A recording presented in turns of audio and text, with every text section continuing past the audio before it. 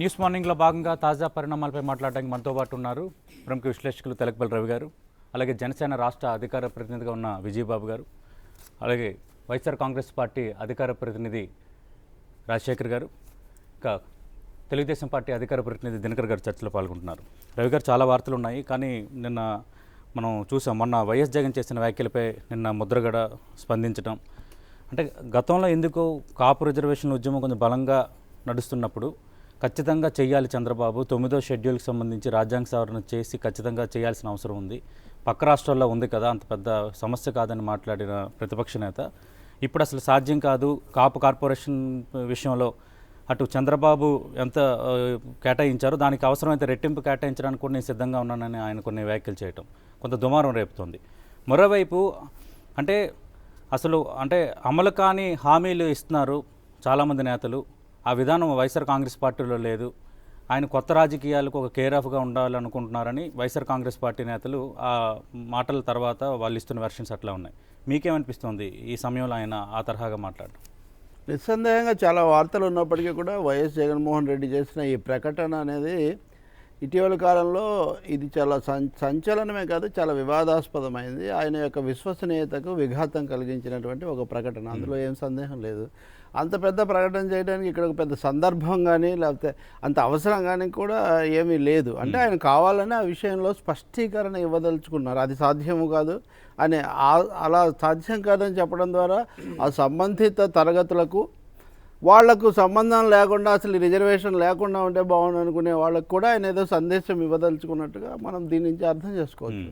ఇప్పుడు వాగ్దానాలు చేసేటప్పుడు ఏ వాగ్దానం వాస్తవికం, ఏ వాగ్దానం ఆచరణ సాధ్యం అన్నది నిర్ణయించాల్సింది ఓటర్లు. రాజశేఖర రెడ్డి గారు ఉచిత కరెంట్ ఇస్తానన్నప్పుడు అది తీగలే ఆరేసుకుంటారు, అది ఇదన్న తర్వాత అది నిజమైంది. అలాగే రుణమాఫీ హామీ అవాస్తవికమని జగన్మోహన్ రెడ్డి అనుకున్నారు. ఆయన ఆంధ్ర, తెలంగాణ చాలా రాష్ట్రాల్లో ఎంతో కొంత అమలు జరిగింది, పాక్షికంగా కావచ్చు, ఎట్లయినా సరే అమలు అంటూ జరిగింది, సూత్ర రీత్యా అది అమలు జరిగింది.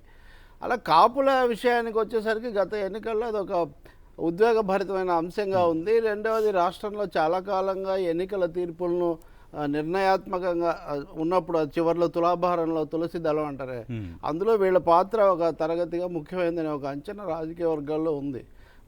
చంద్రబాబు నాయుడు తెలుగుదేశం పార్టీ కొన్ని ముద్రను దృష్టిలో పెట్టుకున్నప్పుడు వాళ్ళని ప్రసన్నం చేసుకోవడానికి ఆయన కొన్ని వాగ్దానాలు చేశారు, అది అయ్యింది. తర్వాత వాటిని అమలు జరపమని ముద్రగడ పద్మనాభం గారు ఆందోళన చేశారు, అది తీవ్ర రూపం తీసుకుంది. అక్కడ కొన్ని ఘటనలు జరిగాయి, ఆయన ఇంటి మీద అరెస్టులు ఇవన్నీ కూడా అయ్యాయి. వీటన్నిటి మీద చాలా ఆగ్రహంగా ఆయన మనం గుర్తు చేసుకుంటే 2015-16లో అదే రాష్ట్రంలో 2-3 రోజుల పాటు చాలా ఉద్రిక్తత అయింది.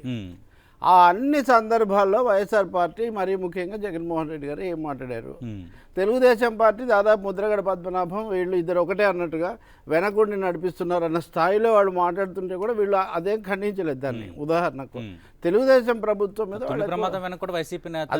అదేనే చెప్తుంది, తుని ప్రమాదం అనండి, అగ్ని, అది ప్రమాదం కాదు, ఒక విధమైనటువంటి విధ్వంసం దాని మీద జరిగినప్పుడు అది ఎందుకు ఆపలేదు అని మనలాంటి వాళ్ళం అడిగాము. దాని వెనక వీళ్ళున్నారని వాళ్ళు చెప్పారు, అది కూడా జరిగింది. అంటే ఆ సమయంలో ఇలా చర్చలకు వచ్చి చాలా ఎక్కువ మాట్లాడిన వాళ్ళు, చాలా ఎక్కువ వివరాలు చెప్పిన వాళ్ళు వైఎస్ఆర్ పార్టీ నాయకులు. ఆ తర్వాత ఆయన 5% ఏదో ప్రకటించారు, కార్పొరేషన్ అన్నారు, అది అసంతృప్తికరంగా ఉంది, అది ఆయన వాగ్దానాన్ని పాక్షికంగానే అమలు జరుపుతుందని అందరికీ భావన వచ్చింది. కానీ ఒకటి, ముద్రగడ పద్మనాభంతో సహా అందరూ స్వాగతించారు, మళ్ళీ ఇంకా చేయాలి అని అడిగారు.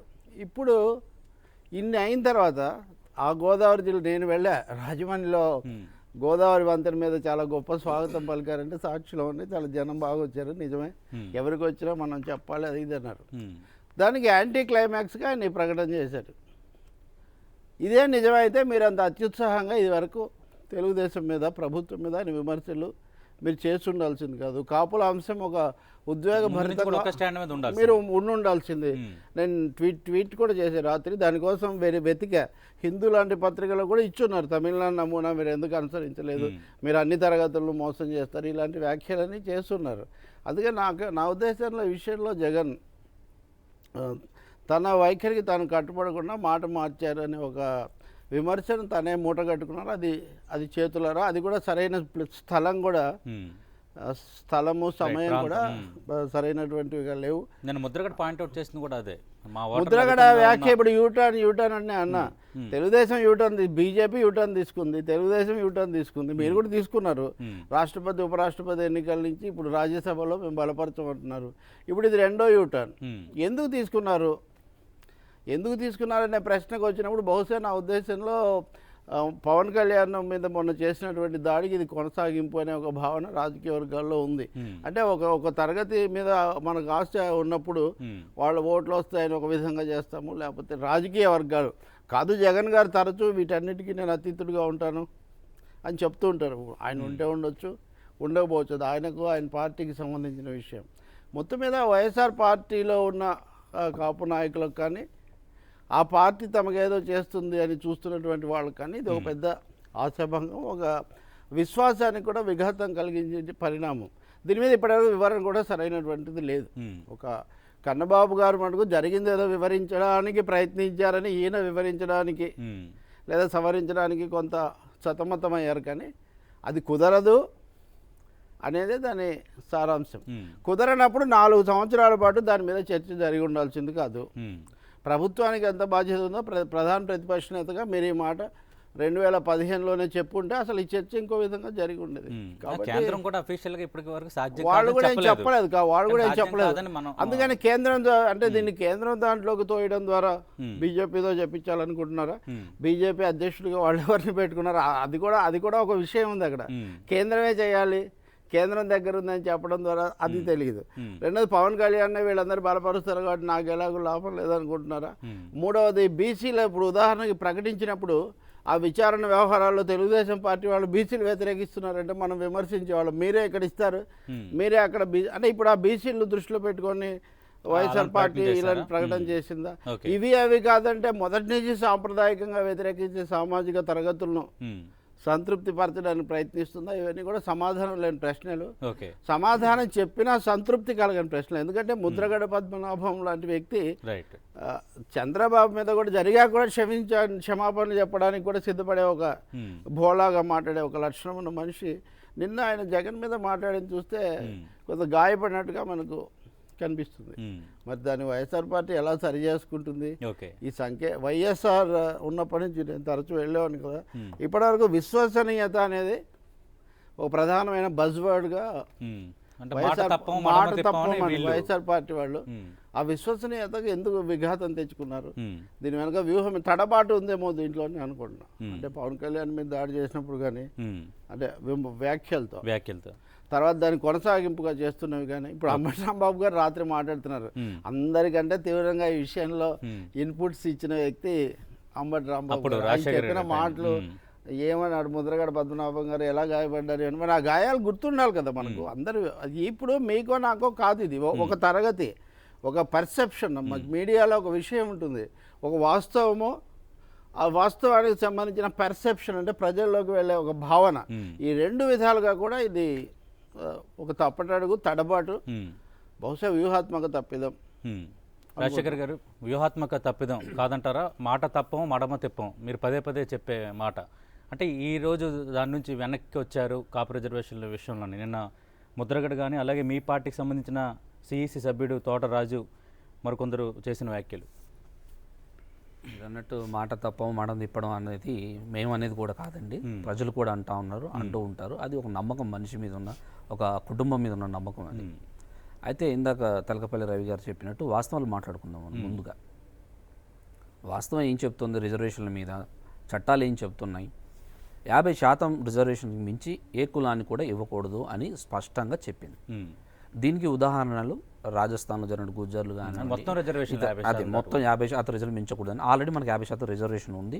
ఎందుకంటే ఇంతకుముందు రాజశేఖర రెడ్డి గారు ముస్లింలకు 5% రిజర్వేషన్ ఇచ్చినప్పుడు ఇది 51% చేరుకుంది కాబట్టి ఇది చల్లదనగానే ఇమీడియట్గా రాజశేఖర రెడ్డి గారు ఒక 1% తగ్గించేసి దాన్ని 50% పూర్తి చేయడం జరిగింది. దాని కోర్టులో అంగీకారం తెలపబడింది. సో అంటే మనం ఒక రిజర్వేషన్ కల్పించేటప్పుడు హామీలాగా ఉండిపోకుండా వాళ్ళకి వాటిని అనుభవించే ఒక అర్హతలాగా చేయాలి. ఏ హామీ ఇచ్చినా కూడా ఏదో ఇచ్చేసాం తూతు మంత్రంగా ఉండడం అనేది జరగకూడదు అనేది జగన్మోహన్ రెడ్డి గారు కూడా అభిప్రాయం. అయితే ఇప్పుడున్న చట్టాల ప్రకారం 50% దాటి కుదరదు కాబట్టి అది క్లియర్. ఎవరు తల కింద తపస్సులు చేసినా 50% రిజర్వ్ ఎవరు ఇవ్వలేరు. మరి 2016 చెప్తున్నా అక్కడికే వస్తుంది.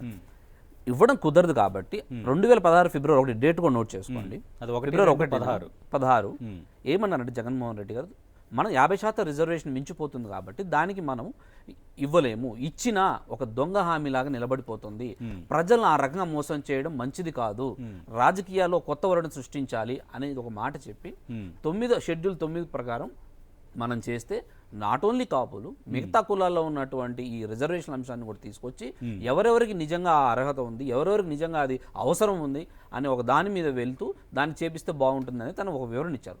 అదే వివరణ ఇప్పుడు కొనసాగిస్తూ నిన్న జగన్పేటలో జరిగిన బహిరంగ సభలు మాట్లాడుతూ తను ఏం చెప్పారు, ఇప్పుడున్న రిజర్వేషన్ లిమిట్ ప్రకారం మనం ఇప్పుడు ఇవ్వలేము కాబట్టి ఆ రోజు ఆయన చెప్పింది స్పెసిఫిక్ గా 9వ షెడ్యూల్లో చేర్చి రాజ్యాంగ సవరణ ఈ రోజు కూడా ఈ రోజు కూడా ఈ రోజు రిజర్వేషన్లు దక్కుతాయి, చంద్రబాబు హామీ ఇచ్చావు, నువ్వు ఎందుకు ఆ విధంగా కేంద్రంపై ఒత్తిడి తేవట్లేదు, కాపుల హక్కులు ప్రయోజనాల కోసం వైసీపీ కట్టుబడి ఉంది. 50% దాటినప్పుడు అన్ని కులాలు 9వ షెడ్యూల్ లో పెట్టడం జరగాలి, దానికి కేంద్రం సవరణ తీసుకురావాలనే అంశాన్ని ఈ రోజు కూడా దాన్ని తోసిపుచ్చట్లేదు. జగన్మోహన్ రెడ్డి గారు చెప్పింది కూడా అదే, 50% దాటుతుంది కాబట్టి దాన్ని 9వ అధికరణ చేపడదాం. కానీ ఇప్పుడున్న 50% కాపులు కొంతమంది ప్లే కార్డ్ పట్టుకుని తమిళనాడు ఇష్యూని ఎందుకు అప్పుడు ఉదాహరణగా ప్రస్తావించినట్టు ఈ రోజు కూడా అదే చెప్తున్నాం. వాళ్ళు 69 చేసినప్పటికీ కూడా కోర్టులో కేసు నడుస్తుంది. ఇలాంటి తలతిక్క పనులు ఎవరు చేయకుండా జరిగితే మాట ఇస్తే అది వాళ్ళు అనుభవించాలి, వాళ్ళ అవసరాన్ని తీర్చాలనే ఉద్దేశంతో జగన్మోహన్ ఈ రోజు కూడా అదే మాట ఉన్నారు. ఇంతకుముందు తెలకపల్లి రవి గారు మాట్లాడుతుంటే కొన్ని నిజంగా ఈ రోజు నాకు కొంచెం ఆశ్చర్యంగా ఉంది. ఒక మాట ఒక ఆశ్చర్యంగానే ఉంటుంది. అదే సార్, ఇప్పుడు నేను చెప్పేది ఏంటంటే విమర్శలకు కూడా ఒక హద్దు ఉంటుంది సార్. వాస్తవాలు మర్చిపోయినప్పుడు సార్ మాకు ఒక హక్కు ఉంటుంది. మీ వాక్యాలను మేము కూడా తీసుకోవాలని లేదు, మేము చెప్పాలి. విమర్శలకు హద్దు అన్నదాన్ని అన్నాను, మీకు హక్కు ఉంది. వాస్తవాలు అన్నారు, యూటర్న్ అన్నారు, సన్స్టాండ్ అంటున్నారు. సార్ ఇప్పుడు తెలకపల్లి గారు తెలియంది కాదు, 50% రిజర్వేషన్ ఎవరు తాలూకు తపస్సు చేసినా, ఆయన మోడీ గారు కానివ్వండి, బాబు గారు కానివ్వండి, పవన్ కళ్యాణ్ గారు ఎవరు చేసినా అవ్వని అంశం అయ్యే అంశం ఒకటే. ఫిబ్రవరి 1 మీరు ప్రకటన చేసేటప్పటికే సుప్రీంకోర్టు తీర్పు ఉంది 50% ఆ రోజు చెప్తున్నాము, ఈ రోజు చెప్తున్నాం 9వ అధికరణం ప్రకారం మనం చేస్తాము, దానికి అడ్డు తగలాడి వీళ్ళేది ఎవరైనా కూడా మేము అందుకనే చెప్తున్నాం. ఈ రోజు యూటర్న్లు వన్ స్టాండ్ ఉండవు. 4 సంవత్సరాల నుంచి అధికారాన్ని అనగానే చేపట్టిన అదే అంశం మీద చేసినప్పుడు వాళ్ళ మీద పోరాడాలి మనం ముందుగా. తర్వాత మనం ఏం చేయాలి, ఆ 9వ అధికారాన్ని చేపట్టేలాగా మనం ఒత్తిడి తీసుకోవాలి. అదే ఈ రోజు జగన్మోహన్ రెడ్డి గారు చెప్తా ఉన్నారు, ఎస్ మనం చేద్దాం కాపులకి, అయితే 50% మించి దొంగ హామీలు ఇవ్వద్దు, ఎవరైతే హామీ ఇచ్చి ఎవరైతే నా పూచని భుజాల మీద వేసుకున్నారో వాళ్ళని ప్రశ్నించడం మర్చిపోయి తప్పుదో పట్టిస్తారు.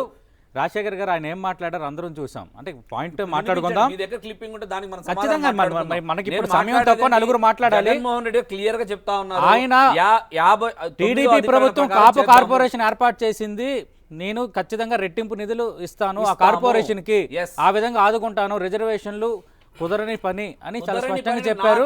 రెండోది దయచేసి ఇప్పుడు ఎవరు ఇంటర్ప్రిటేషన్ వాళ్ళు చేసుకోవచ్చు, అన్వయించుకోవచ్చు.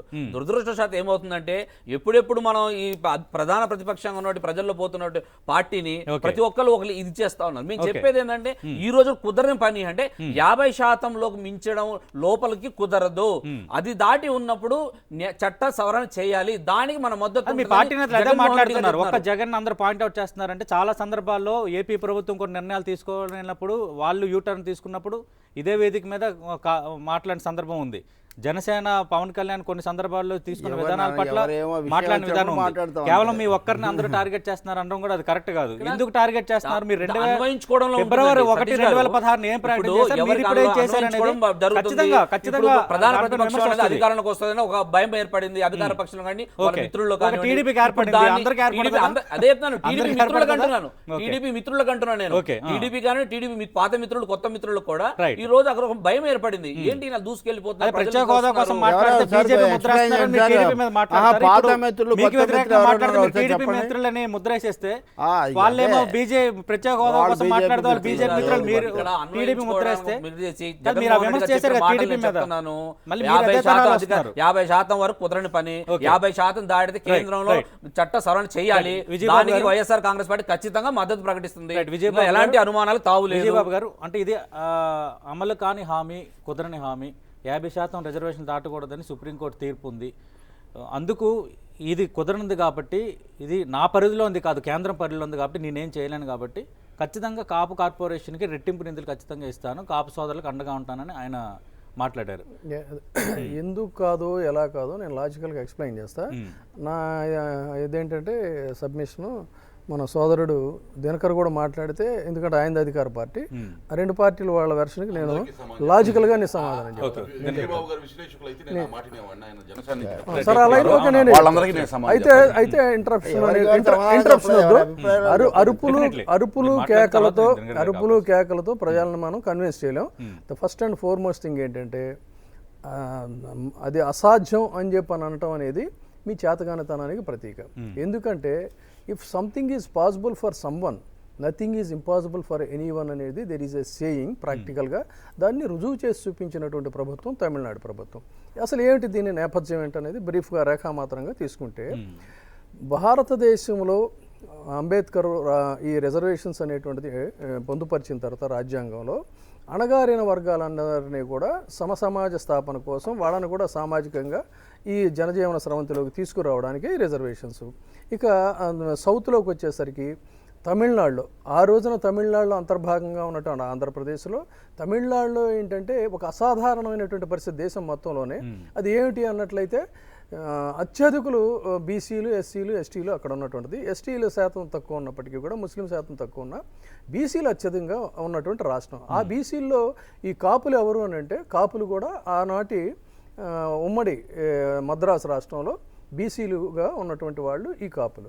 అయితే తదనంతర కాలంలో ఏమైందంటే, రాష్ట్రం అనేటువంటిది మద్రాసు నుంచి విడిపోయిన తర్వాత ఒక రాజకీయపరమైనటువంటి ఒక సంకుచిత తత్వంతో, ఇప్పుడు రాష్ట్రం విడిపోయినంత మాత్రంలో ఒక్కసారిగా అట్టడుగున్నటువంటి ప్రజలందరూ డెవలప్ అవ్వరు కదండి, ఏదో ఆకాశంలో నుంచి వరాలు జల్లుపడినట్టు. అండ్ మరి ఎందుకు వాళ్ళని బీసీల్లోంచి తీసేశారు అని అంటే పూర్తిగా రాజకీయ కుట్ర. ఎందుకు ఈ రాజకీయ కుట్ర అన్నట్లయితే, ఆ రోజున ఆంధ్రప్రదేశ్లో అత్యధిక జనాభా ఉన్నటువంటి వారందరూ కూడా తమిళనాడు రాష్ట్రం లాగే ఇక్కడ కూడా అందరూ బీసీలు. సో ఈ బీసీల్లో సింహభాగం ఎవరిది అన్నట్లయితే కాపులది. సో ఈ కాపులు బీసీలు రేపు పొద్దున ఉన్నట్లయితే మనదైనటువంటి పెత్తందారీ వ్యవహారానికి ఇది పెద్ద అడ్డుకట్ట పడుతుందని ఆ రోజున గొప్ప రాజనీతిజ్ఞుడిగా పేరుందన్నటువంటి నీలం సంజీవ్ రెడ్డి గారు ఏం చేశారంటే, వీళ్ళని కాపులని బీసీలు కాదని చెప్పిన వాళ్ళకి ఉన్నటువంటి సౌకర్యాన్ని చాలా దుర్మార్గపూరితంగా రద్దు చేయడం జరిగింది. అయితే ఆ ఆకలి బాధ ఏంటి, వాళ్ళ అవమానాలు ఎలా ఉంటాయి, సామాజికంగా అట్టడుకున్న వాళ్ళని దామోదరం సంజీవ్ గారు ఏం చేశారంటే, మళ్ళీ ఆయన సీఎం అయిన తర్వాత తీసుకొస్తే ఈ రాష్ట్రంలో ఫ్యూడల్ ప్రభుత్వాలు తప్ప మామూలు వాళ్ళు ఉండడానికి వీల్లేదని సంజయ్ గారిని కూడా గద్దె దించేశారు. గద్దె దించిన తర్వాత ఇది మళ్ళీ అటకెక్కినటువంటి పరిస్థితి. ఓట్ల కోసం ఉన్నప్పుడల్లా ఏదో జీవోలు చేయటం, వదిల్చడం అది జరిగింది. సో ఇలాంటి పెత్తందారీ పోకడల మధ్యలో ఇంకొక బలమైనటువంటి సామాజిక వర్గం ఈ ఆంధ్రప్రదేశ్లో పెరుగుతూ వచ్చింది. వచ్చిన తర్వాత ఎంతకాలం వీళ్ళు మన నెత్తి మీద ఎక్కి సారీ చేస్తారు, మనకు అధికారం అక్కర్లేదు అనేటువంటిది భూస్వామ్య దీని ద్వారా వాళ్ళు కష్టపడి పైకి వచ్చారు. వినంట్లా నేను కమ్మ వర్గం వారు ఏం చేశారంటే అధికారాన్ని కైవసం చేసుకున్నారు. అధికారాన్ని వారు కైవసం చేసుకున్న తర్వాత కాపుల పరిస్థితి ఏమైందంటే, కొంతకాలం బోయిలుగా వీళ్ళ పల్లకి మోయటం, కొంతకాలం బోయిలుగా వాళ్ళ పల్లకి మోయటం అనేటువంటిది వచ్చింది. మళ్ళీ తమిళనాడుకి వెళ్దాం బ్రీఫ్గా. తమిళనాడుకి వెళ్ళేసరికి ఆర్టికల్ 31B ప్రకారంగా 76వ రాజ్యాంగ సవరణ ద్వారా సుప్రీంకోర్టు ఏం చేసిందంటే, ఇప్పుడు వారు చెప్పారు అసాధ్యం అని చెప్పని, రిజర్వేషన్లు అనేటువంటి దానికి ఒక కట్ ఆఫ్ 50% దాటి ఉండడానికి వీల్లేదు అన్నప్పుడు అక్కడ నాయకులకి ఇక్కడ నాయకులకి ఉన్న తేడా చెప్తున్నాను నేను. వారు ఏం చేశారంటే, మీరు ఎందుకు ఎవరు మా నాయకులుగా మేము ఎందుకున్నాం అంటే సామాజిక న్యాయం కోసం ఉన్నాం. ఈ ప్రజల్లోకి న్యాయం చేయలేనప్పుడు మేము పదవి నుంచి తప్పుకుంటామని ఎంజీఆర్ కానీ ఆ తర్వాత వచ్చినటువంటి జయలలిత గారు కానీ ఏం చేశారంటే, వారు 9వ షెడ్యూల్ని సవరణ ద్వారా ఆర్టికల్ 31B బ్రీఫ్గా చెప్పేస్తున్నా, అందుకని చాలా బ్రీఫ్గా చెప్తున్నాను. అంటే వాళ్ళకి తెలియాలి కాబట్టి, తెలియకపోతే నా దగ్గర వస్తే నేను ఎక్స్ప్లెయిన్ చేస్తాను. 31B వినండి, దయచేసి ఇంటరప్ట్ చేయకండి. మీకు లా తెలియకపోతే, చట్టం తెలియకపోతే నా దగ్గర నేను చెప్తాను. 31B వినండి. పివి నరసింహారావు గారు ప్రధానిగా ఉన్నప్పుడు పివి నరసింహారావు గారి దగ్గరికి జయలలిత గారు వెళ్ళి, ఇది కోర్టు ఇట్లా చెప్తా ఉంది, 31 మన 76 సవరణ ప్రకారంగా షెడ్యూల్ 9లో మీరు దీన్ని పొందుపరచండి అన్నప్పుడు ఆ పొందుపరచడం ద్వారా వాళ్ళు ఏం చేశారంటే దానికి ఒక ప్రొటెక్షన్ తీసుకున్నారు. అయితే మళ్ళీ సుప్రీంకోర్టు ఏం చేసిందంటే కేశవానంద భారతి కేసును ఉటంకిస్తూ మన ఉన్నటువంటి ఫండమెంటల్ రైట్స్ లో ఆర్టికల్ 14, 21, 91 ప్రకారంగా దీనికి రెమెడీ లేదు అని చెప్పి అన్నప్పుడు మళ్ళీ వారు దాని మీద వాదించి వాళ్ళు దాన్ని సస్టైన్ చేశారు. చేస్తే ఇంకొకటి బ్రీఫ్ గా చెప్తున్నా, వైఎస్ఆర్సీపీ ఇప్పుడు మీరు ఇందాక ఏమన్నారు 16 అన్నారు, 16 కాదండి, వాళ్ళ ఎన్నికల మేనిఫెస్టో నేను ఇవాళ మీ వేదిక మించి ఛాలెంజ్ చేస్తున్నాను. వాళ్ళ ఎన్నికల మేనిఫెస్టో 2014లో పెట్టిన దాంట్లో 1,200 కోట్ల రూపాయలు కాపు రిజర్వేషన్ ఏర్పాటు చేస్తాం, వైఎస్ఆర్ అమ్మఒడి పథకం ద్వారా కేజీ నుంచి పీజీ దాకా ఉచితంగా మేము కాపుల్ని చదివిస్తామని చెప్పినటువంటి ఈ వైఎస్ఆర్సీపీ మేనిఫెస్టో ఇవాళ అసాధ్యం అని చెప్పని ఒక జనసేన ఎప్పుడైతే ఇక్కడ బలపడతా ఉందో దగాకోరుగా మీరు మార్చేసి మీ ఇష్టారాజ్యం కింద మీరు మాట్లాడతా ప్రజలను వంచాలని అనుకుంటే మీ మేనిఫెస్టో తీయండి. మీ మేనిఫెస్టో కనుక అబద్ధం అయితే జనసేన ద్వారా మేం చెప్తాం ఇది మాదే పొరపాటు అని చెప్పి దమ్ము ఉంటే మీరు మీ మేనిఫెస్టో తీయండి. అంటే ప్రజల్ని ఎప్పటికప్పుడు మీ ఇష్టారాజ్యం కింద వంచడమే ఇదా? ఆ రోజు అమ్మఒడితో వైఎస్ఆర్ అమ్మఒడి ద్వారా కేజీ నుంచి పీజీ దాకా పేజీ నంబర్ 19 మీ మేనిఫెస్టోలో అది కూడా చెప్తున్నా. ఎందుకు ఆ రోజున మీరు పెట్టారు, ఎందుకు ఇవాళ మీరు మాట మార్చారు, ఏంటి దగాకోరు రాజకీయం అని చెప్పి ప్రశ్నిస్తున్నాం. రైట్, ఖచ్చితంగా ఇప్పుడు స్మాల్ బ్రేక్ తీసుకుందాం. బ్రేక్ తర్వాత వైసీపీ వెర్షన్ అలాగే దినకర్ గారితో మాట్లాడదాం.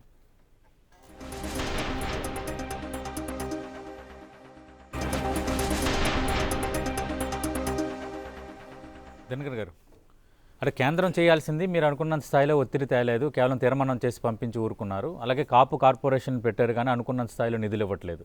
ఇక్కడ ఒకటిసారి 2014 ఎన్నికల సమయం ముందు మేనిఫెస్టోలో తెలుగుదేశం పార్టీ ఏ విధంగా అయితే కాపు కార్పొరేషన్ రిజర్వేషను ఏర్పాటు చేస్తామో, కాపులకి బీసీల్లో ఉన్న బీసీలకి ఇబ్బంది కలగకుండా వాళ్ళ స్ట్రక్చర్ ఏ విధంగా దెబ్బతినకుండా చేస్తామన్నామో, అదేవిధంగా వైసీపీ కూడా వాళ్ళ మేనిఫెస్టో పేజీ నెంబర్ 36లో వాళ్ళ పేజీ నెంబర్ 36 వైసీపీ మేనిఫెస్టోలో స్పష్టంగా ఏం రాశారంటే, కాపుల్లో వెనుకబడుతానాన్ని వైఎస్ఆర్ కాంగ్రెస్ గుర్తిస్తుంది, కాపుల కోసం బడ్జెట్లో ప్రత్యక్షంగా 1,200 కోట్లు కేటాయిస్తాము, వారిని బీసీలో రిజర్వేషన్ ఇచ్చే విషయంలో వైఎస్ఆర్ కాంగ్రెస్ ప్రత్యేక కమిషన్ నియమిస్తుంది అని చెప్పేటటువంటి అంశాన్ని స్పష్టంగా వాళ్ళు ఇది చేశారు. సేమ్ తెలుగుదేశం పార్టీ కూడా మేము 1000 కోట్లు అన్నాము, రిజర్వేషన్కి సంబంధించి మేము చెప్పాము, మమ్మల్ని నమ్మారు, ఆశీర్వదించారు. 2014లో మేనిఫెస్టోలో పెట్టి 1 ఫిబ్రవరి 2016 మాట్లాడిన మాటలు, ఈరోజు మాట్లాడిన మాటలు ఒకదాన్ని రికన్సిలియేషన్ చేసుకుంటే మనం ఎవరి దగ్గర వాదం అవసరం లేదు, వివాదం అవసరం లేదు, సంవాదం అవసరం లేదు, వాస్తవం అక్కడ కనబడుతుంది. ఇక మాట తప్పము మనము తిప్పము అనే దానికి మాట ఏ విధంగా తిప్పారు అనేటటువంటిది అది కూడా ఎక్కడంటే ముద్రగడ పద్మనాభం గారు దానికి సంబంధించి ఆయన ఏదైతే పోరాడుతున్నారో ఆయనకి మేము మద్దతు తెలుపుతున్నాం అనేటటువంటి విధంగా తెలియజేసినటువంటి వైఎస్ఆర్సీపీ నాయకులు ఆయన సొంత ఊరికి దగ్గర సమీపంలోనే చేసినటువంటి వ్యాఖ్య. దీనికి ఒక ప్రాముఖ్యత ఎక్కడ సంతరించుకుందంటే, ఒక 2-3 రోజుల క్రితం పవన్ కళ్యాణ్ గారితో వ్యక్తిగతంగా మాటల యుద్ధంతో ప్రారంభమైనటువంటిది చివరికి అంటే పవన్ కళ్యాణ్ గారిని మాట్లాడితే ఆ కులానికి సంబంధించిన మొత్తం కూడా రిప్లికేట్ అవుతుంది, ఈ ఓట్లు మాకు ఇంకా రావు అనుకునే ఉద్దేశంతో, మిగతా వాళ్ళని సాటిస్ఫై చేద్దాం అనుకునే ఉద్దేశంతో ఈ అంశాన్ని లేవనెత్తారా అనేటటువంటి దాన్ని, అంటే ముందే డిసైడ్ అయిపోతున్నారా వీళ్ళకి రావు అని. కానీ ప్రజాస్వామ్య వ్యవస్థలో ఆ విధంగా ఉండదు. ఏ ఒక్క పార్టీకి కానీ లేకపోతే ఏ ఒక్క వ్యక్తికి కానీ ఆ ఒకే కులానికి సంబంధించినటువంటి అన్ని ఓట్లు కానీ లేకపోతే ప్రజలందరూ కూడా ర్యాలీ అవుతారని అంటే ఏ ఒక్కడు కూడా గెలవడం అలాగ ఉంటే ఎన్నికల్లో గెలిచే అవకాశమే లేదు. మనము ఏం చెప్పాము ఏం చేస్తున్నాము అనేటటువంటి దాన్ని ఏదైతే ఉందో తెలుగుదేశం పార్టీ తీర్మానం కాదండి చేసి పంపించింది, బిల్లు పాస్ చేసి పంపించింది అసెంబ్లీలో. బిల్లు పాస్ చేసేటప్పుడు కూడా తీసుకునే జాగ్రత్తలు ఎగ్జిస్టింగ్ రాజ్యాంగ నిబంధనలో 50% దాటాలంటే సుప్రీంకోర్టు తీర్పు మేరకు తీసుకోవాల్సినటువంటి గైడ్ లైన్స్ ప్రకారం ఏ విధంగా అయితే సర్వే చేయాలో వాళ్ళు సర్వే చేయటం, వాళ్ళ వెనుకబాటుతనానికి సంబంధించినటువంటి అంశాల్లో ఏది వాళ్ళ ఉద్యోగాలకు సంబంధించినటువంటి మొత్తం పాపులేషన్ ఎంత ఉన్నారు, ఉద్యోగాల్లో ఎంత ఉన్నారు, అసంఘటిత రంగంలో అత్యధికంగా ఉన్నారు కాపులు. ఎప్పుడైతే అసంఘటిత రంగంలో అత్యధికంగా ఉన్నారని అంటే వెనుకబాటుతనం స్పష్టంగా స్పృశిస్తుంది అనేటటువంటి అంశాన్ని విత్ ఫ్యాక్ట్స్ అండ్ ఫిగర్స్ తోటి ఏదైతే మనం బిల్లు చేశామో బిల్లుకి జతపరిచి కేంద్రానికి పంపించాల్సి వచ్చింది. అయితే షెడ్యూల్ 9లో చేర్చాల్సినటువంటి అంశం వచ్చేటప్పుడు కేంద్రం దగ్గర ఉంది కాబట్టి కేంద్రం కూడా ఇప్పటి వరకు నో అనే మాట అనలేదు, కానీ తాత్సారం చేస్తుంది. విభజన హామీలకి సంబంధించిన విషయంలో ఏ విధంగా అయితే రాజకీయ పరంగా వాళ్ళు ఆలోచిస్తున్నారో అదే విధంగా రాజకీయ కోణంలో ఆలోచించేటటువంటి విధానంతో వెళ్తున్నారు. ఇక్కడ బ్యాక్డోర్ ఆపరేషన్స్ స్పష్టంగా బీజేపీ తోటి జరుగుతూ ఉన్నాయి, కనబడుతున్నాయి. వాటి యొక్క ప్రతిఫలం ఇక్కడ కనబడుతుంది. తమిళనాడులో ఏ విధంగా అయితే ఏ తరహాలో చేశారో ఆ తరహాలో చేయటానికే ఇవాళ దాదాపు 50% ఏదైతే ఉందో 50%లో 29% బీసీలకి ABCDE కేటగిరీ వరకు ఉంది. F కేటగిరీని క్రియేట్ చేసి ఎగ్జిస్టింగ్ రిజర్వేషన్ దెబ్బతినకుండా 5% చేసి పర్ఫెక్ట్ గా ఎక్కడ కూడా ఎవరికి వాళ్ళు కూడా వైఎస్ఆర్సీపీ వాళ్ళు కూడా అన్నమాటే అది మిగతా బీసీలకు అన్యాయం జరగకుండా మిగతా బీసీలకు అన్యాయం జరగకుండానే మేము ఏమైతే మాట చెప్పామో చెప్పిన మాట ప్రకారం ఇచ్చిన మాట ప్రకారం మేము కార్యాచరణ తీసుకొని ముందుకు వెళ్తాం జరిగింది. 9th షెడ్యూల్లో చేస్తే దానికి సంబంధించినటువంటి దాన్ని రియాలిటీకి వచ్చేటటువంటి అవకాశం స్పష్టంగా ఉంది. ఎక్కడైతే రాష్ట్ర ప్రభుత్వం చేయవలసిన కార్యక్రమం మొత్తం కూడా బిల్లు పాస్ చేయటం, కానీ బిల్లు పాస్ చేయటం అంటే గతంలో ముస్లిం రిజర్వేషన్ కూడా ఉటంకిస్తా ఉన్నారు వైఎస్ఆర్సీపీ వాళ్ళు.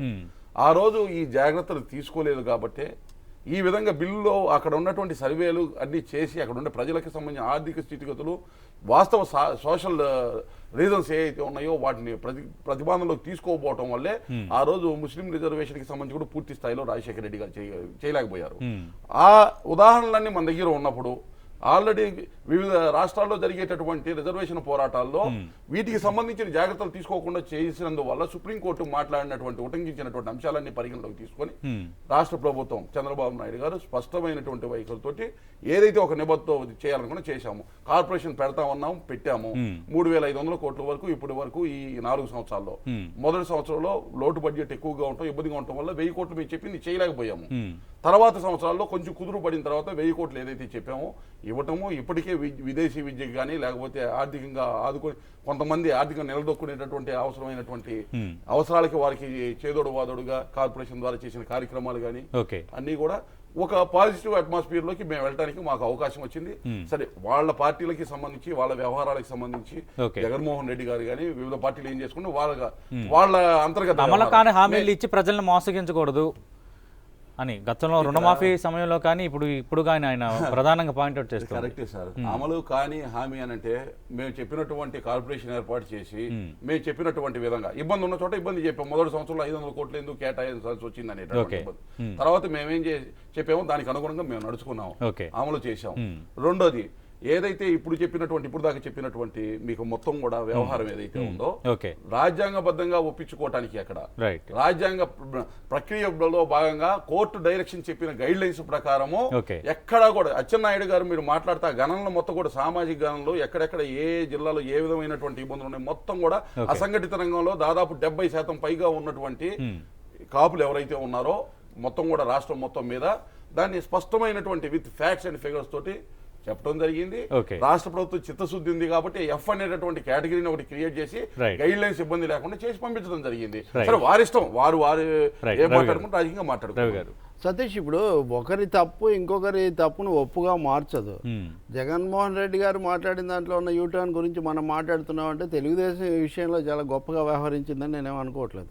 వాళ్ళు ఇచ్చినటువంటి వాగ్దానాన్ని అమలు చేయడానికి వాళ్ళు తీసుకున్నటువంటి వ్యవధి కానీ తుని ఘటనల విషయంలో వాళ్ళు వ్యవహరించిన వైఖరి కానీ ఇదంతా కూడా ఉద్రిక్తతలు పెరగడానికి రాష్ట్రంలో ఒక విధమైనటువంటి కులాల కుంపట్లాగా మారడానికి చాలా చాలా కారణమైంది.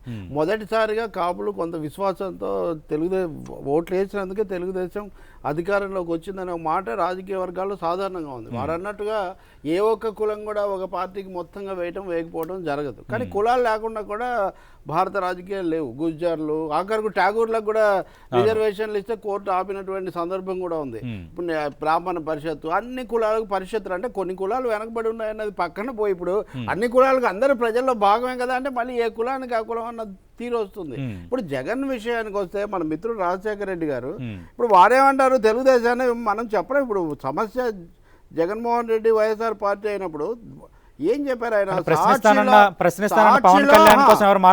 సాక్షిలో అధికారికంగా నేను ఇచ్చిన మాట మీద నిలబడతా, చేయగలిగిందే చేస్తా, ఇక్కడ కాపు సోదరులు అందరికీ చెప్తున్నా కొన్ని అంశాలు రాష్ట్ర ప్రభుత్వ పరిధిలో ఉంటాయి, మరికొన్ని రాష్ట్ర ప్రభుత్వ పరిధిలో లేని అంశాలు ఉంటాయి, అటువంటిదే ఈ రిజర్వేషన్ల అంశం. రిజర్వేషన్లు 50% దాటకూడదన్న సుప్రీంకోర్టు జడ్జిమెంట్ ఉన్న పరిస్థితుల్లో ఇవన్నీ రాష్ట్ర ప్రభుత్వం పరిధిలో లేని అంశాలు, ఇది నేను చేయగలిగిన అంశం కాదు కాబట్టి నేను ఇది చేయలేకపోతున్నానని మీ అందరికీ ఏమాత్రం మొహమాటం లేకుండా చెప్తున్నానని వాళ్ళు బాక్స్ కట్టి మరి సాక్షులు వేశారు సార్. ఇది ఇందులో ఇంకెవరైనా చెప్పేదేమో ఇంతకంటే చేయలేకపోతున్నానంటే చేయడం లేదనే కదా. నేను ఇంకో క్లిప్పింగ్ హిందూలో ఆయన ఫిబ్రవరి 1న చెప్పింది మీరు 99% ఎందుకు పెట్టలేదు, మీరు తమిళనాడు లాగా నమూనాను ఎందుకు అనుసరించలేదు, మీరు అందరినీ మోసం ఆ టోన్ అండ్ టెనోర్ అంటామే, ఆ గొంతులో ఉన్న స్వరం కానీ దాని సారాంశం కానీ పూర్తి భిన్నంగా ఉన్నాయి. అంటే అది ఎజెండాలో లేదు. గత ప్రణాళికలో మన మిత్రులు ఏదైతే చదివిస్తూ అది ఈ ఎజెండాలో లేకుండా చేసుకునే హక్కు వారికి పూర్తిగా ఉంది. కానీ ఇది మాట మార్పు. మీరు ఇంతకుముందు చెప్పిన దానికంటే చెప్పిన వాళ్ళ మీద తెలుగుదేశం పాత మిత్రులు కొత్త మిత్రులు అంటే మీరు బీజేపీకి పరమ మిత్రులు అని నేను అంటాను. ఎవరు కాదంటారు, మీరు వెళ్ళి ఓట్లు వేయలేదండి. మేము చంద్రబాబు నాయుడు గారు తెలుగుదేశం బీజేపీనో లేకపోతే జనసేననో వైఎస్ఆర్ పార్టీనో బీజేపీ మిత్రులు అంటున్నప్పుడు అలా అనకండి, మీరు ముందు బీజేపీ మీద కేంద్రీకరించండి అని మేము చెప్పాము. మీరు ఏదంటే ఒక విమర్శ వచ్చేసరికి వెంటనే ఎదురుదాడే చేసి ముద్రేస్తే ఏ కారణం వల్ల మీరు ఇలా చెప్పాల్సి వచ్చింది? నేను మొన్నటి పత్రికలో ఉన్న దానికి ఈ రోజు కూడా వివరణ ఇవ్వలేని పరిస్థితి ఎందుకు వచ్చింది? మా పరిధిలో లేదు, మేము చేయలేమని ఇంతకంటే స్పష్టంగా ఇంకేం చెప్తారు? ఇంకొక మాట, ముద్రగడ పద్మనాభం విషయంలో మీరు ఎంత సంఘీభావం ప్రకటించారు, మరి అప్పుడు ముద్రగడ పద్మనాభం ఏమడుగుతున్నారో మీకు తెలీదా? మరి అటువంటిప్పుడు దాంట్లో ఉన్న పరిమితుల గురించి ఏ రోజైనా వివరించే ప్రయత్నం మీరు చేశారా?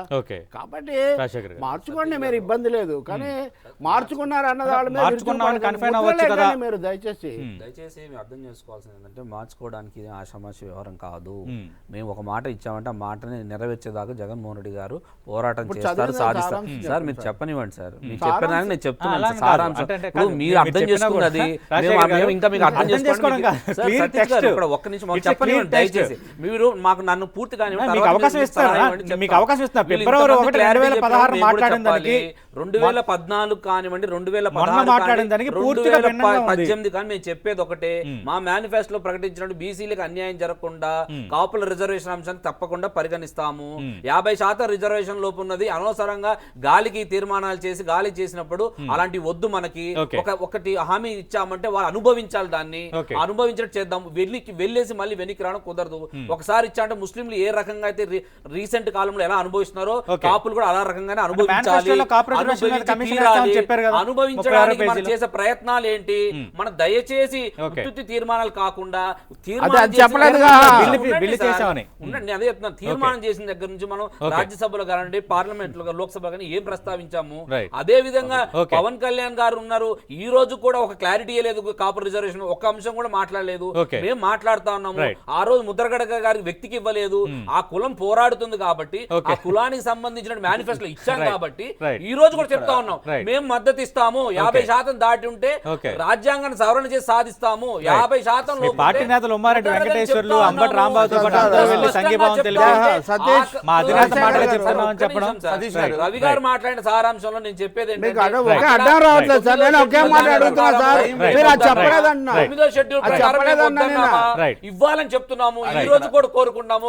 కాపు సోదరుల డిమాండ్ నెరవేర్చాల్సిందే. 50% లోపు కుదరదు. దాని మా మద్దతు సంపూర్ణంగా ఉంటుంది. సార్ నిన్న జగన్ ఆ మాటలు చెప్పలేదు. జగన్ గారు చెప్తుంది మా సొంత భావి. ప్రతినిధిగా మాకు చెప్పారు. ముఖ్యమంత్రి చంద్రబాబు మాట్లాడితే దానికి ఒక ప్రాధాన్యత ఉంటుంది. వైస్ ప్రెసిడెంట్ చెప్పలేదా? సమర్థించుకునే మోడల్ అన్వయించుకుంటే మీ ఇష్టం. అది విజయబాబు గారు అంటే జనసేన పవన్ కళ్యాణ్ కూడా ఇప్పటి వరకు క్లారిటీగా కాపు రిజర్వేషన్లు ఇవ్వాల్సిందని ఎప్పుడు మాట్లాడలేదు. ముద్రగడ విషయంలో కూడా ఆయన కొంత అటు ఇటుగానే కొంత స్పందించారని. అసలు ఒకటండి, మా జనసేన పార్టీ ఆవిర్భావమే అణగారిన వర్గాలన్నీ కూడా మళ్ళీ కూడా ఇదే వేదికగా బీసీ సోదరులకి, ఎస్సీ ఎస్టీ సోదరులకి చెప్పేది ఏంటంటే, జనసేన పార్టీ మనసేన పార్టీ, మన పార్టీ ఇది. సో ఇక్కడ కాపులు వేరు, బీసీలు వేరు కాదు. అయితే ఈ చిచ్చు పెట్టింది ఏంటంటే రాజకీయ ప్రయోజనాల కోసం ఫ్యూడల్ పార్టీలు. అందుకని పదే పదే చెప్పేది ఏంటంటే, ఇప్పుడున్నటువంటి ఎగ్జిస్టింగ్ బీసీలకి కించిత్తు బాధ కలగకుండా, బాధే కాదు చాలా సంతోషించేట్టుగా, తరతరాలు సంతోషించేటువంటి రీతిలో కాపులు, బీసీలు, ఎస్సీలు, ఎస్టీలు, మైనారిటీలు కలిసి ఒక వేదికగా మన పార్టీగా, జన పార్టీగా ఇది పార్టీ ఆవిర్భవించింది. దీనికి రిజర్వేషన్ల అంశానికి సంబంధించి ఇప్పుడు మేము డిస్కులు వచ్చాం. ఎందుకంటే దీన్ని మళ్ళీ రాజకీయ క్రీడ చేసి దీన్ని చిచ్చు పెడతారు కాబట్టి మా దగ్గర అద్భుతమైన ఫార్ములా ఉంది. లాజికల్ గా మేము చేస్తాము. చేసినప్పుడు మనం కలిసి తమిళనాడు తరహాలో కేరళ తరహాలో ఏ రకంగా అయితే అక్కడ పార్టీలు అణగారిన జనం కోసం పాలన చేసుకుంటున్నాయో ఓకే ఇక్కడ కూడా ఈ ఫెడరల్ పార్టీని కూలదోసి ఓకే మనం అధికారంలోకి వస్తాం. అందుకని ఇక్కడ ఏంటంటే మీ కంటి తుడుపు చర్యలు, మీ సేవలు మాకు అక్కర్లేదు. రైట్ డెఫినెట్ గా ఏంటంటే there is an excellent formula. ఇప్పుడు మీ డొల్లతనం ఇక్కడ కనపడతా ఉంది. ఆ రోజున ఈయనేం చేశారు, అసెంబ్లీలో తీర్మానం చేసి చేతులు దులిపేసుకున్నారు. ఒకవైపు కేంద్రంతోనేమో గొడవలు పెట్టుకుంటున్నారు, జాతీయ పార్టీలన్నిటితో మీ గొడవలు. మీరు ఏం చేస్తారు చెప్పండి? ఆ రోజున జయలలిత కూడా ప్రాంతీయ పార్టీ నాయకురాలు, ప్రధాని పివి నరసింహారావు గారి దగ్గర స్వయంగా వెళ్లి కూర్చొని ముందు మీరు ఈ పని చేయండి అని చేయించుకొని వచ్చినటువంటి ఘనత ఆ నాయకురాలకు ఉంది. అంటే ఒక కమిట్మెంట్, ఒక కన్సర్న్. ఇక్కడ ఏం చేస్తున్నారంటే బీసీలని, కాపుల్ని పరస్పరం ఎగదోసి ఆ ఓట్ల ఇది అంటే ఒక ప్రత్యేక తరగతి హోదా అనే దాన్ని ఏ రకంగా అయితే రాజకీయాలు చేశారో దీన్ని కూడా అదే రకంగా చేస్తున్నారు తప్ప. ఈ రోజు మాకు టైం ఉందంటే ఒక ఇంత సీరియస్ అంశం మీద ఇమీడియట్ గా స్పందించలేకపోతున్నారు. ఎంతసేపైనా మాట్లాడండి, కమిట్మెంట్ లేదు. ఒక్క మాట, ఒక పరామర్శ చేయని వ్యక్తులు ఈ రోజు అది చేస్తాం ఇది చేస్తాం అంటే జనాలు నమ్మే పరిస్థితి లేదు. ఒకటి sir, Janasena have an excellent formula అండి, బట్ ఇప్పుడు డిస్క్లోజ్ చేయండి. రావాలి సార్, అవి ప్రజలకు ఇమీడియట్ స్పందించాలి. ప్రతి ఒక్కరి దగ్గర ఫార్ములాలు ఉంటాయి. అధికారం వచ్చినప్పుడు మాత్రమే ఆ ఫార్ములాలకు సంబంధించి వాస్తవాలు బయటపడతా ఉంటాయి. అలాగే మనం మాట్లాడేటువంటి మాటలు వస్తుంది, డెఫినెట్గా వస్తుంది. ఎందుకంటే కేంద్రంలో మట్టుకి బీజేపీ తోటి బ్యాక్ డోర్ ఆపరేషన్ చేసే వాళ్ళకి వేరియస్ రాష్ట్రాల్లో వాళ్ళకి గవర్నమెంట్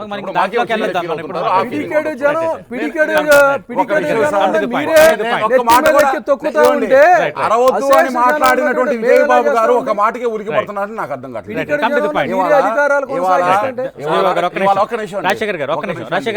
ఒక్క నిమిషం అండి. ఫ్యూడల్ వ్యవస్థ గురించి మాట్లాడేటటువంటి అధికారం ఎవరికి లేదు వాళ్ళు. ఎందుకంటే ఎవరెవరు ఏ విధమైనటువంటి విధానాలతోటి సినిమాల్లో నుంచి క్యాపిటలిస్టులుగా వచ్చినటువంటి వాళ్ళే వీళ్ళు, కలెక్షన్లు చూసుకునేటటువంటి వాళ్ళు. ఎవరో ఒకళ్ళకి ఇద్దరికి ఏదో ఆపాదించి మేము మొత్తం ఏదో ఇది అనుకున్నట్టు సినిమాల్లో లాగా ఉండదు, వాస్తవాలు వేరేగా ఉంటాయి. ఇవాళ తుని ఘటన దగ్గర నుంచి, ముద్రగడ పద్మనాభం గారి ఎపిసోడ్ దగ్గర నుంచి ఇప్పటి వరకు జరిగినటువంటి అంశాలన్నింటిలో కూడా దేనిలో అయినా కూడా ఒక స్పష్టమైనటువంటి వైఖరి లేకుండా ఉండేటటువంటి వాళ్ళు అందరూ కూడా మాట్లాడితే ఏ వ్యక్తులు ఆయా కులాలకి సంబంధించిన అంశాలు ఎక్కడెక్కడ ఎప్పుడు మాట్లాడారు అనేటటువంటిది కూడా జనాలు చూస్తూనే వచ్చారు. నార్త్ ఆంధ్రాలో ఏం మాట్లాడుతున్నారు, లేకపోతే అమరావతి దగ్గరికి వచ్చి ఏం మాట్లాడారు, ఎవరికి సంబంధించి కాదంటూనే నాకు కులం ఆపాదిస్తానంటే కులానికి సంబంధించిన అంశాలు చెప్పుకున్నటువంటి వ్యక్తులు ఎవరో కూడా అందరికీ తెలుసు. కానీ ఇందాకే చెప్పారు, ఎవరు మంచి చేశారో వాళ్ళని ఆశీర్వదిస్తారు. ఇవాళ ఒక రకమైనటువంటి జనాల్లో కూడా ఒక రకమైన ఆందోళన ఉంది. ప్రత్యేక హోదా, విభజన హామీలకు సంబంధించిన అంశాలు వచ్చినప్పుడు ఇక్కడ ఉన్నటువంటి ఉభయ పక్షాలు బ్యాక్ డోర్ ఆపరేషన్ బీజేపీతో నడిచేవాళ్ళు దాన్ని పక్కదోవ పట్టే విధంగా, పార్లమెంట్ లో పోరాటాన్ని పక్కదోవ పట్టే విధంగా ఈ విధమైన వ్యాఖ్యలు చేసుకుంటూ సహకరించుకుంటారా అనేటటువంటి అనుమానాలు కూడా ఉన్నాయి. మా చిత్తశుద్ధి ఉంది కాబట్టి ఇప్పుడు దాకా మాట్లాడినట్టు ప్రకారమే మేము తీర్మానంగా చేసింది పదే తీర్మానం. బిల్లు చట్టము ఒకటి, రెండోది ఎవరికి ఇబ్బంది కాకుండానే ఎఫ్ కేటగిరీ చేసి 5% అయిపోయినాయి అన్ని. మీరు చెప్పే మాటలు చేస్తాము వస్తే అనేది ఇక్కడ అయిపోయినాయి. చెప్తానండి, అదే నేను చెప్పే బ్యాక్ డోర్ ఆపరేషన్ వెనకాల నుండి పొడిచే వాళ్ళు ఉన్నారు కదా, ఇద్దరు అటు ఇటు చేరి అక్కడ కూర్చొని మోడీ గారి పాదక్రాంతులైనటువంటి సమస్య. ఇద్దరికి పేపర్ రాసి ఇచ్చేది ఒకటే, మాటలు వేరుగా ఉండొచ్చు, మోడీ గారితో కూడా మెయింటైన్ చేసేది వాళ్ళే. ఇవాళ స్పష్టంగా కనబడుతుంది. మీరు బీజేపీ దగ్గర కానీ వాళ్ళు వాళ్ళిద్దరూ మీరు జనాలు మాత్రం కన్ఫ్యూజన్ అయితే గురి చేస్తున్నారు. ఇంత గట్టిగా ఉంది, వేరే వాళ్ళు న్యాయమేనా? థ్యాంక్ యూ రవి గారు, థ్యాంక్ యూ విజయ్ గారు, right right right, thank you Rajasekhar గారు, రైట్ థ్యాంక్ యూ సంబంధించిన అంశంలో ఓకే ఓకే పవన్ కళ్యాణ్ గారు మాట్లాడలేరు, అసలు చేయలేమని చెప్పేటటువంటి జగన్మోహన్ రెడ్డి గారు చేస్తాం, బరాబర్ చేస్తాం. 50% దాటిన తర్వాత రాజ్యాంగ అధికారాలు చేసి తీరుతాం. ఇందులో వెనకడిగే ప్రసక్తే లేదు. కాపులకు ఎలాంటి ఉండదు లేదు. మొదటి మాట జగన్మోహన్ రెడ్డి గారు అదే మాట జగన్ గారు చెప్తే ఈ చర్చ ఉండేది కాదు కదా. రాజశేఖర్ గారు చెప్పిన మాట జగన్ గారు చెప్తే సమస్య ఉండేది కాదు కదా.